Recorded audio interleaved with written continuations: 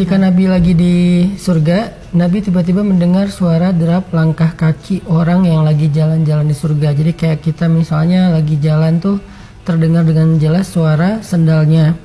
Terus Nabi nanya, "Ya Jibril, ma hadhil khashkhashah?" Wahai Jibril, ini langkah kaki siapa?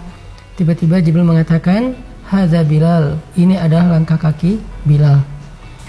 Pas Nabi pulang dari surga, beres hangout, Nabi ketemu dengan Bilal di masjid.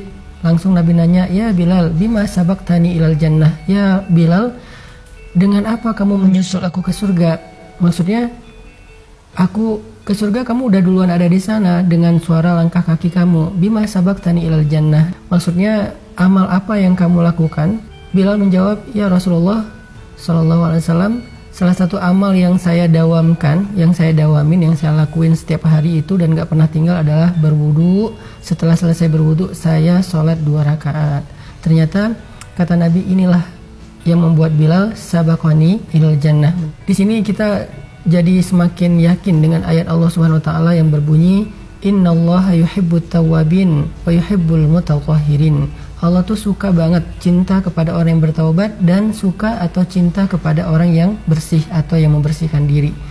Sehingga teman-teman yang pengen dicintai Allah, pengen menyusul Bilal ke surga, yuk kita dawamin wudu. Wudu itu amalan yang paling ringan karena Islam itu senang dengan kebersihan. Jadilah orang yang selalu suci, bukan hanya bersih tapi suci. Artinya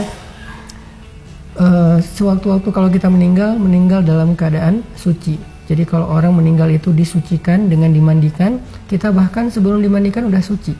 Sehingga Allah SWT memberikan kita keistimewaan seperti Allah kasih buat Bilal, yaitu Bilal mendahului Rasulullah SAW ke surga. Bukan berarti dia lebih duluan masuk surga, enggak. Maksudnya cepat banget gitu masuk surganya. Itu cerita keren banget menurut saya.